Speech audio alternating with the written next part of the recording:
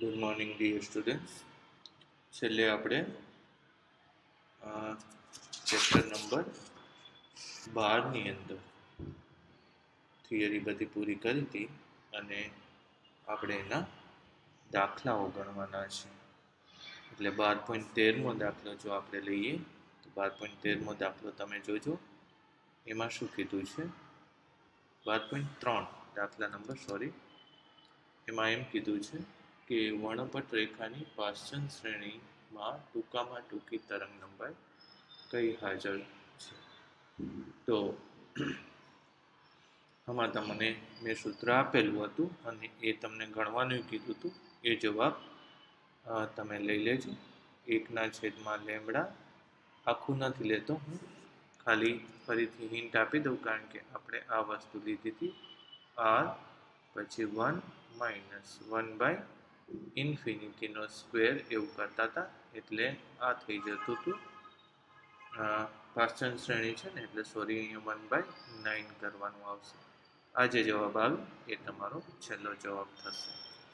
તો આટલું આપણે લીધેલું હતું, એનાથી આગળ વધવાનું છે હવે 12.4 દાખલા નંબર.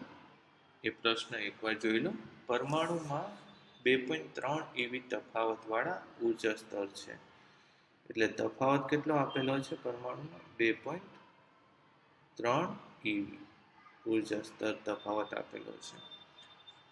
જ્યારે પરમાણુ ઉચ્ચ સ્તરમાંથી નિમ્ન સ્તર પર સંક્રાંતિ કરે ત્યારે ઉત્સર્જિત થતા વિકિરણની આવૃત્તિ કેટલી?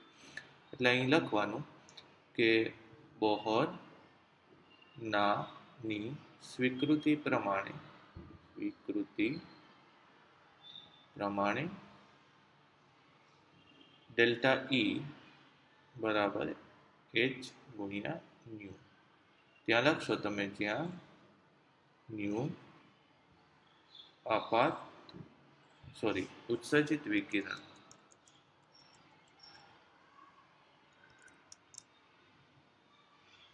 ઉત્સર્જિત વિકિરણ ની આવૃત્તિ છે. ઉત્સર્જિત વિકિરણની આવૃત્તિ છે, આવું લખવાનું થશે. બરાબર. ઓકે, તો પછી આના આધારે ન્યુ બરાબર ડેલ્ટા E ભાગ્યા h આવું થશે. તો ડેલ્ટા E ની કિંમત કેટલી? 2.3 eV એટલે 1.6 × 10⁻19 થશે, ડિવાઇડેડ બાય 6.63 10⁻34 લખવાનું થશે. તો આની કેલ્ક્યુલેશન આપણે કરીએ. કેલ્ક્યુલેટર મેં લઈ લીધું છે. 2.3 ગુણ્યા 1.6 ભાગ્યા 6.63 એનો જવાબ આવે છે 0.5550. આનો જવાબ આવે છે 0.5550. 10ની કેટલી ઘાત થશે? 34 માંથી 19 બાદ કરો, 15 ઘાત થશે 10ની. બરાબર. તો એની આવૃત્તિ આટલી આવશે. આપણે જવાબ ચેક કરી લઈએ એકવાર. 12.4.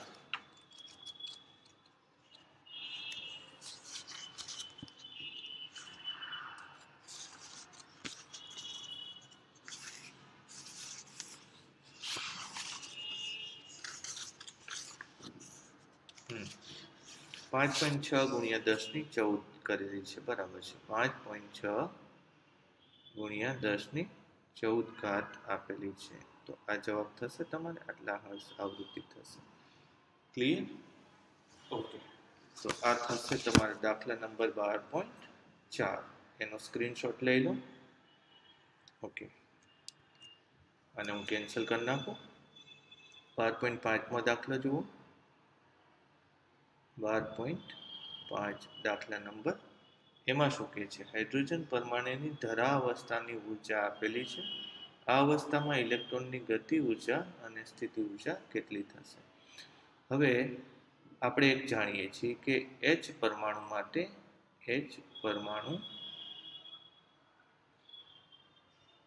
માટે કોઈ પણ કક્ષા, કોઈ પણ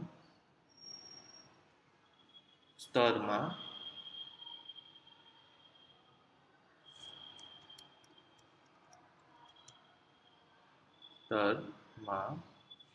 જો ગતિ ઉર્જા, સ્થિતિ ઉર્જા અને કુલ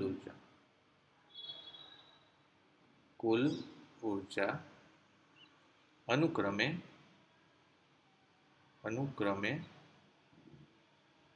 K, U અને E હોય તો યાદ રાખજો, K ની કિંમત, ગતિ ઉર્જાની કિંમત એક્ઝેક્ટ કુલ ઉર્જા જેટલી હોય છે, પણ ઋણ હોય છે. એટલે કુલ ઉર્જાની કિંમત ઋણ હોય છે અને એની ઉર્જા એક્ઝેક્ટ સ્થિતિ ઉર્જાની કિંમત કરતાં અડધી હોય છે. એટલે આ યાદ રાખવાનું છે તમારે. બરાબર? ચાલો, હવે તમને શું કીધું છે કે હાઇડ્રોજન પરમાણુની ધરા અવસ્થાની ઉર્જા આપેલી છે, તો ગતિ ઉર્જા અને સ્થિતિ ઉર્જા કેટલી? તેથી ગતિ ઉર્જા બરાબર માઇનસ ધરા અવસ્થાની ઉર્જા -13.6. તો કેટલી થશે ગતિ ઉર્જા? 13.6 eV. બરાબર? કારણ કે અહીં લખવાનું કે અહીં E બરાબર -13.6 eV. ઓકે, તેથી ગતિ ઉર્જાને હવે સ્થિતિ ઉર્જા લઈએ તો સ્થિતિ ઉર્જા બરાબર શું થશે? 2E થશે ને, 2E. શેના ઉપરથી? 1 પરથી.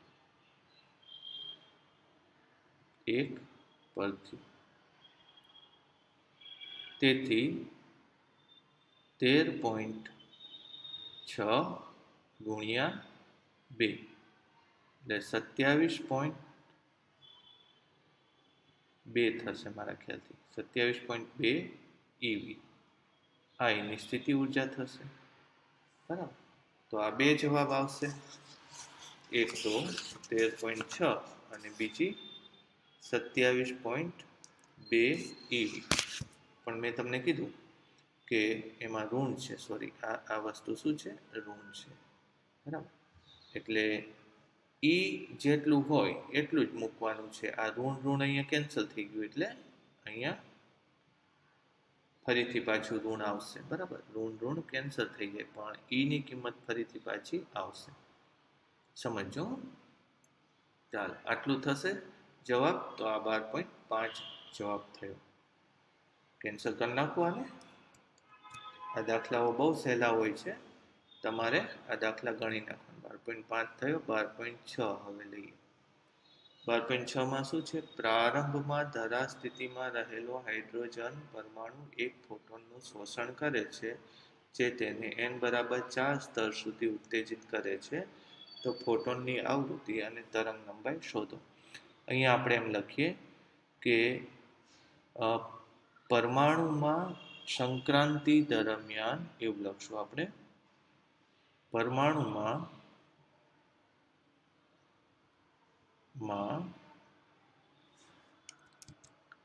n બરાબર 4 થી ધરા અવસ્થા n બરાબર 1 માં ઇલેક્ટ્રોનના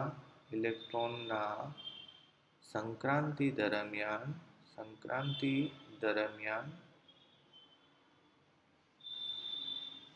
ઉત્પન્ન થતા ફોટોનની ऊर्जा बराबर शू लखशु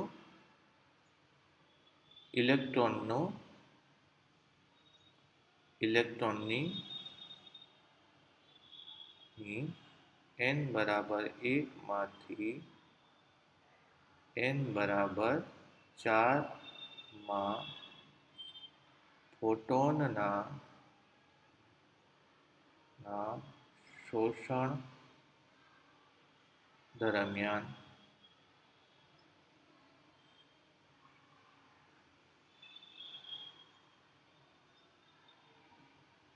શોષાતી ऊर्जा फोटोनना शोषण दरमियान संक्रांति एक मिनट इलेक्ट्रॉन n बराबर 1 थी n बराबर 4 માં संक्रांति दरमियान एम लखशु संक्रांति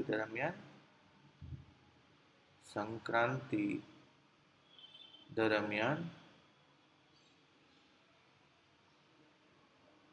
शोषाती ऊर्जा एवं लखशु आपणे शू लखशु अहींया संक्रांति दरमियान फोटोननी शोषाती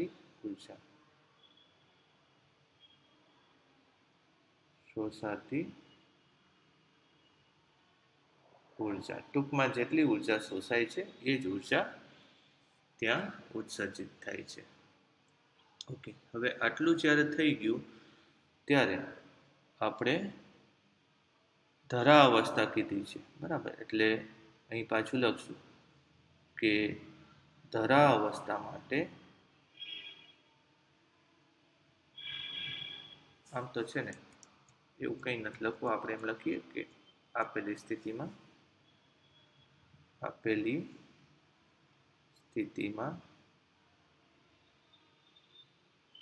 बराबर 1/λ इज इक्वल टू r धरा अवस्था में आवे छे एटले 1 અને n बराबर 4 में जाए छे एटले अहींया शुं लखी नाखशुं 16 पहेला तो आटलुं लखी नाखशुं बराबर इज इक्वल टू કેટલું થશે 15 r ના છેદમાં 16 આટલું થયું બરાબર પછી પાછું લખશું કે આ ફોટોનની ઊર્જા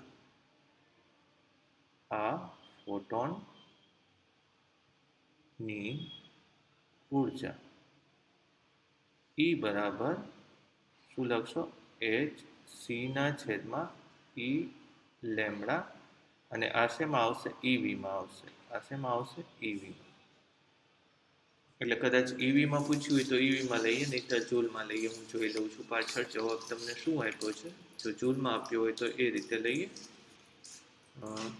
એક મિનિટ 6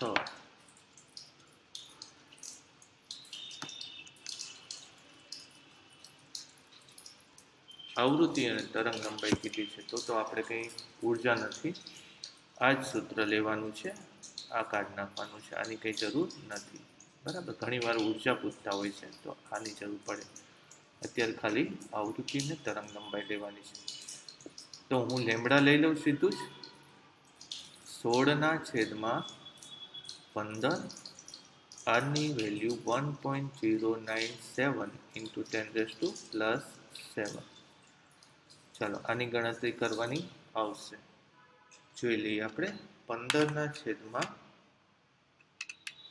16/15 भाग्या 1.097 કેટલું આવે છે 0.9723 0.9723 10⁻⁷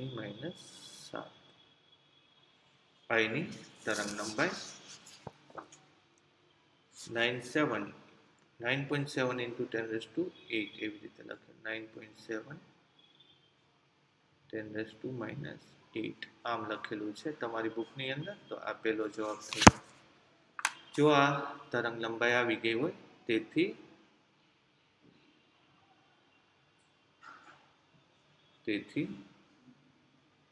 तेनी आवृत्ति न्यू बराबर c ना छेदमां lambda is equal to c एटले 3 गुणिया 10⁸ અને લેમડા એટલે 9.7 ગુણ્યા 10⁻⁸ 8 3 ભાગ્યા 9.7 0.30 8 દુ 16 તો 3 ગુણ્યા 10 ની 15 ઘાત હર્ટ્ઝ આવા જવાબો આવવા જોઈએ. બસ 3.1 લખેલું છે, બરાબર. જે હોય જોઈ લો. હું તમને સ્ક્રીનશોટ લખવા માટે આ પહેલો સ્ક્રીનશોટ અને આ બીજો સ્ક્રીનશોટ, તમે આને વ્યવસ્થિત નોંધ કરી લેજો. 12.6 દાખલો આ થયો. ચાલો 12.7મો દાખલો. એમાં બોહર મોડેલમાં n બરાબર 1, 2, 3 સ્તરોમાં હાઇડ્રોજન પરમાણુના ઇલેક્ટ્રોનની ઝડપની ગણતરી કરો અને આ દરેક સ્તર માટે કક્ષીય આવર્તકાળ ગણો. તો આપણે તો પહેલા આ લેવું પડે કે ઇલેક્ટ્રોનની ઝડપ માટે કોણીય વેગમાન લેવું પડે, બરાબર. એટલે આપણે પહેલા એમ લઈ લઈએ કે બોહરની ધારણા પ્રમાણે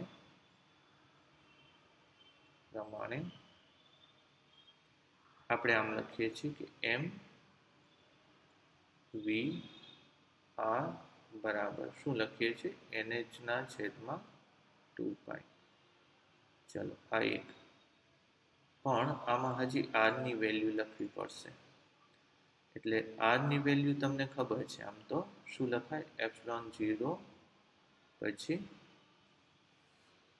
m e સ્ક્વેર ના છેદમાં પાઈ m e, એક મિનિટ મારી ભૂલ થઈ, n સ્ક્વેર h સ્ક્વેર આવે ઉપર,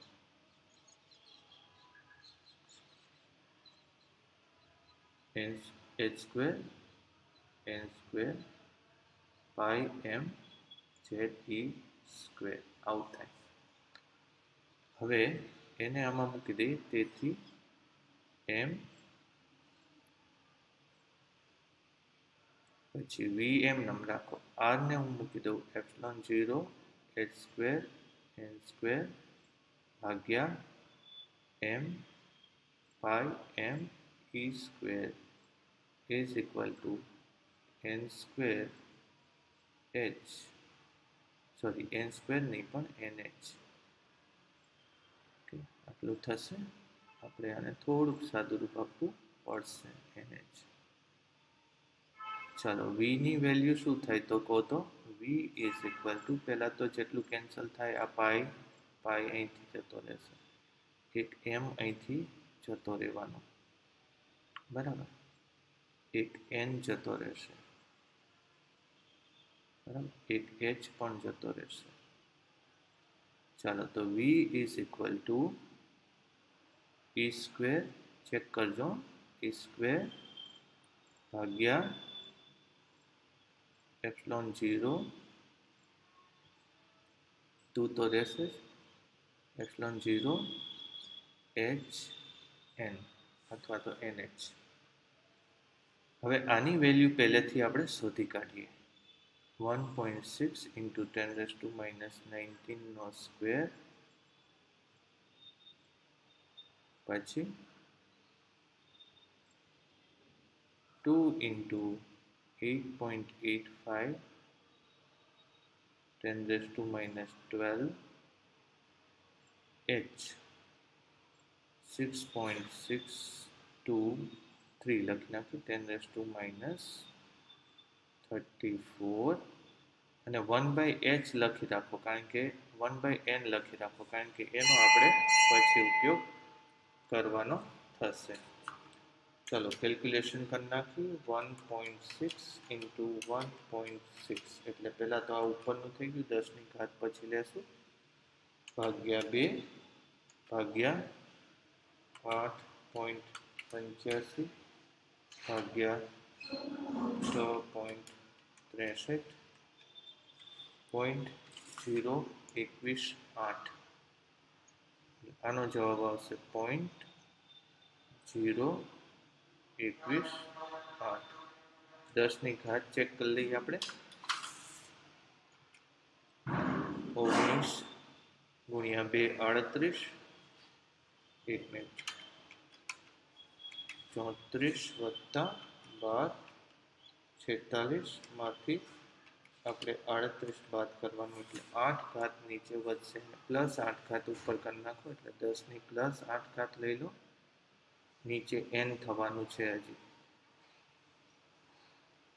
એટલે આને જો હું ફરીથી લખું તો 2 એમાંથી 0 કાઢવા પડશે એટલે 2 ગુણ્યા 18 2.18 ગુણ્યા 10 ની 6 ઘાત ભાગ્યા n આવો વેગ થાય જો n બરાબર 1 તો v બરાબર 2.18 ગુણ્યા 10 ની 6 મીટર પ્રતિ સેકન્ડ એકવાર ચેક કરી લઈએ ઓકે આ જ રીતે જો n બરાબર 2 તો v બરાબર 2 ભાગી નાખો એટલે 1.09 ગુણ્યા 10 ની 6 મીટર પ્રતિ સેકન્ડ કેટલા પૂછ્યા છે તમને 3 પૂછ્યા છે તો n બરાબર 3 તો v બરાબર એને 3 થી ભાગો 2.18 ને 2.18 ભાગ્યા 3.72 ગુણ્યા 10 ની 6 મીટર પ્રતિ સેકન્ડ લ્યો આવા જવાબો આવશે ચોપડીમાં આવા જવાબો આપેલા જ છે અને હવે આવતકાળ તમારે લેવા માટે બીજું સૂત્ર વાપરવું પડે બરાબર એટલે હું અહીંયા લખી નાખું કે બીજા ભાગ માટે v બરાબર ઓમેગા ગુણ્યા r બરાબર v બરાબર ઓમેગા ગુણ્યા r તેથી ઓમેગા બરાબર v ભાગ્યા r આવું થશે તેથી 2 ના છેદમાં t બરાબર v ભાગ્યા r ની વેલ્યુ 2 ની વેલ્યુ લખી નાખીએ આપણે આ જે છે v અને એ જ રીતે r ની વેલ્યુ પણ લખી નાખશું ઉપાડો આપણે t બરાબર 2 r ભાગ્યા v હવે જોવું જોઈએ આમાં ક્યાંય r ભાગ્યા v મળે એવું છે ના v ગુણ્યા r છે r ભાગ્યા v નથી એટલે આમ તો તમે આને જો ડિવાઈડ કરી નાખો r અને એક મલ્ટીપ્લાય કરી નાખો તો સૂત્ર એ તમને મળી જાય બરાબર એટલે પહેલા સૂત્ર પ્રમાણે જો હું v ની કિંમત nh ના છેદમાં 2πmr મૂકી દઉં 2πmr મૂકી દઉં આની કિંમત v ની કિંમત કેટલું મૂકું 2π જો આ પહેલા સૂત્રમાં v ની કિંમત શું આવશે v ની કિંમત આવશે nh ના છેદમાં 2πmr આવશે nh ના છેદમાં 2πmr આવશે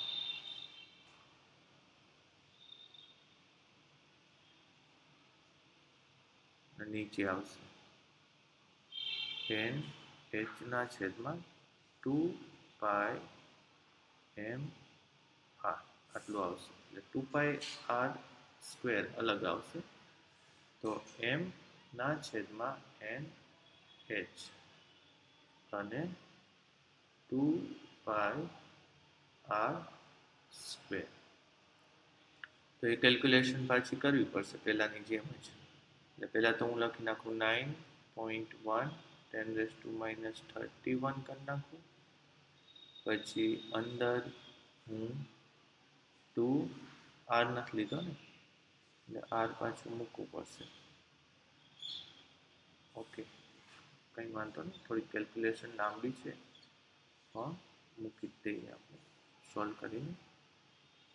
એટલે m अपॉन n h ना छेदमा 4π² आ अलग थी गयु અને r² ની જગ્યાએ પાછું ε0 n h upon pi m e square आखानो स्क्वेर करवो पड़े। હવે બધું હું એક સાથે મૂકું, જોવો જોઈએ, જો 4π² m ના છેદમાં n h ε0 square n square h square by π²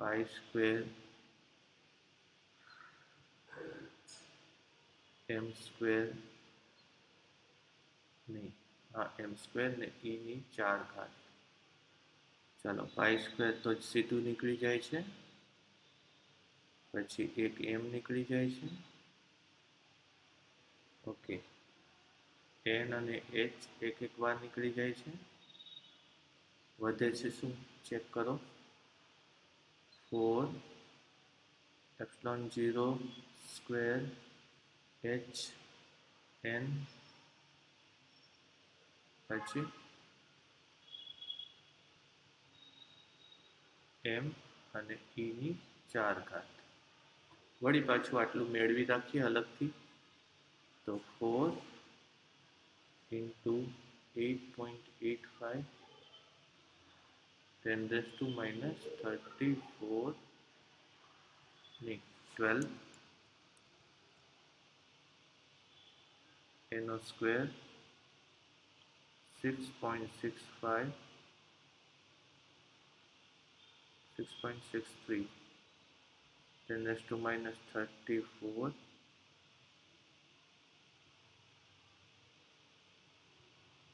m એટલે 1.6 10⁻19 અને 1.6 × 10⁻, મારી ભૂલ થઈ, આપણે આને 19 કરવાનું છે અને આને કાઢવાનું છે 9.1 10⁻31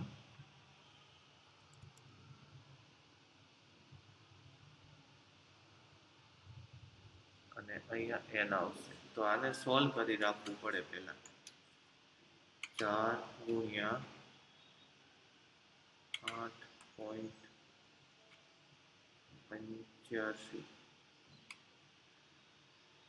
ગુણ્યા 2 વાર છે ગુણ્યા 8.85 ગુણ્યા 6.63 એ જે આવે એને ભાગવાનું છે 9.1 થી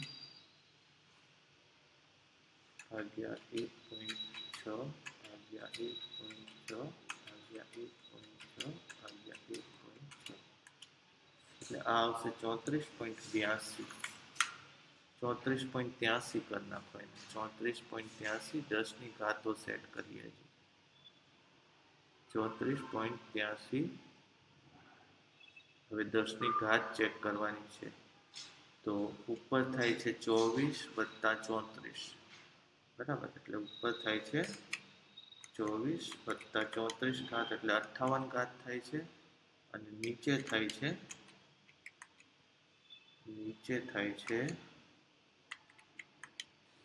107 માંથી 58 બાદ કરો એટલે 49 ઘાત થાય છે।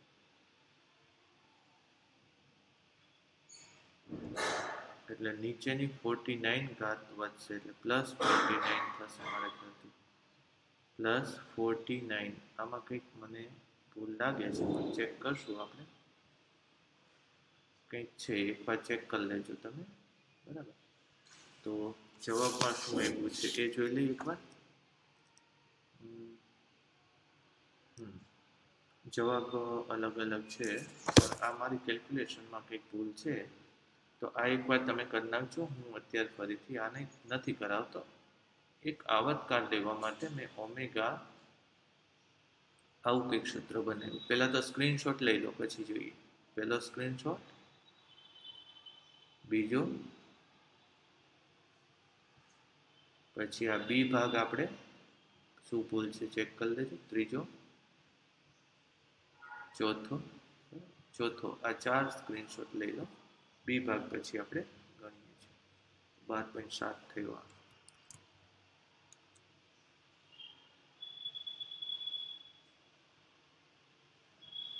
ઓકે, ચાલો એ જ વસ્તુ આપણે ફરીથી ટ્રાય કરશું. નેક્સ્ટ ટાઈમ જ્યારે મળીએ ત્યારે હું તમને કહીશ. 12.8 જોવું છે.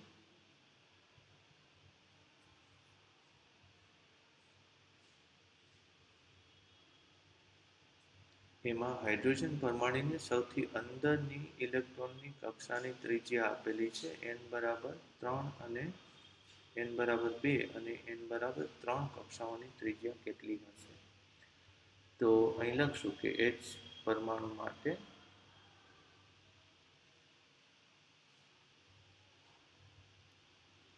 આપણને ખબર છે કે R = 0 h n² h² pi m e². એટલે તેથી R ચાલે છે n². આવું થાય, બરાબર. ચાલો, સૌથી અંદર એટલે જ્યારે R1 = 1 ત્યારે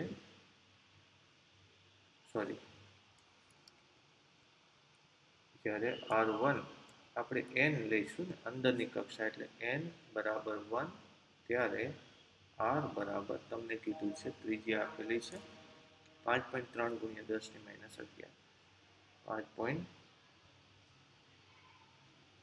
× 10⁻11 મીટર. તેથી આપણે આમ લખીએ કે R2 ભાગ્યા R1 બરાબર 2² n2 ભાગ્યા n1². ઓકે, તેથી R2 બરાબર n2 ભાગ્યા n1² ઇન્ટુ R1. તો n2 તમને કેટલામી કામની કીધી છે? બીજી અને ત્રીજી, એટલે 2/1/2 ગુણ્યા 5.3 10⁻11, એટલે 4 ગુણ્યા 5.3 થશે 21.2. 21.2 ગુણ્યા 10⁻11 આ બીજા ક્રમની કક્ષાની ત્રિજ્યા થશે, બરાબર. અને તે જ રીતે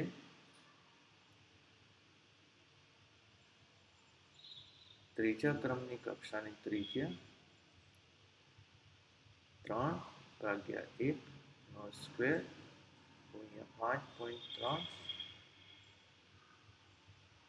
10⁻11, 5.3 ગુણ્યા 9 કરવું પડશે, 47.7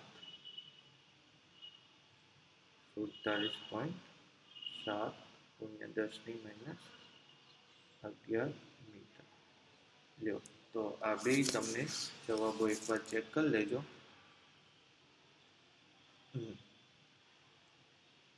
11ની જગ્યાએ 10માં જવાબ આપ્યો છે 2.12.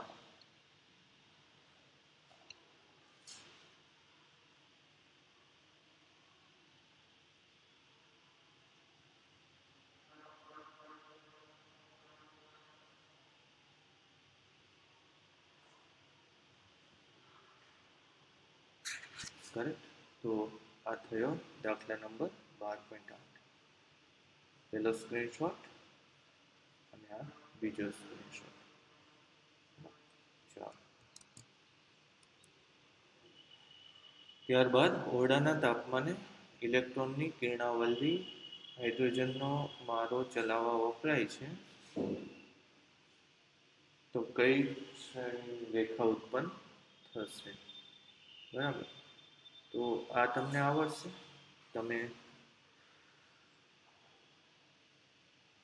આ તફાવત ગણવાનો રહેશે. એટલે આપણે એ જોઈ લઈએ 9.8 અરે 12.9. ઓકે, હવે ગણવાનું કે H પરમાણુમાં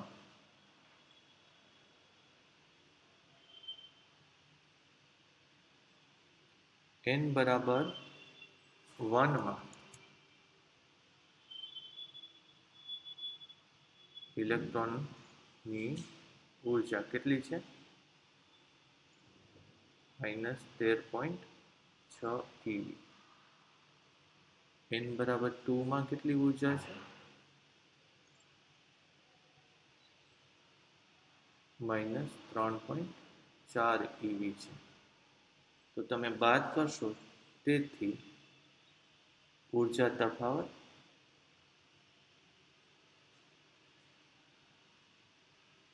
-13.6 માંથી 3.4 જાય એટલે 10.2 આવશે. 10.5 ચેક કરજો તમે. 10.5 eV. આમાં આ જોજો જરાક. આમ ઇલેક્ટ્રોનની n બરાબર 2 માંથી, એક મિનિટ, મારી ભૂલ થઈ, આ નહીં આવે, એટલે n બરાબર 3 ની લેવી પડશે આપણે. એ યાદ જ હોવું જોઈએ. 3 માં ઇલેક્ટ્રોનની ઉર્જા 1.41 કેવી કંઈક છે. ચેક કરજો. 1.41. એટલે આ ઉર્જા કેટલી છે?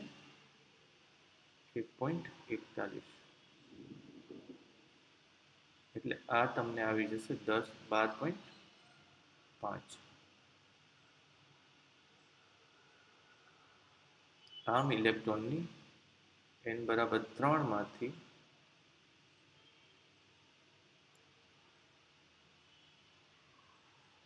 n બરાબર 1 માં સંક્રાંતિ થાય, જે લાઇમેન શ્રેણીની બીજી રેખા છે. જે લાઇમેન શ્રેણીની બીજી રેખા છે. બરાબર. ચાલો, હવે એક દાખલો તમને હોમવર્ક આપું છું. કયો? 12.10. એ હોમવર્ક છે. આને કરી નાખજો. આપણું ચેપ્ટર અહીંયા પૂરું થાય છે. રાઈટ? ઓકે.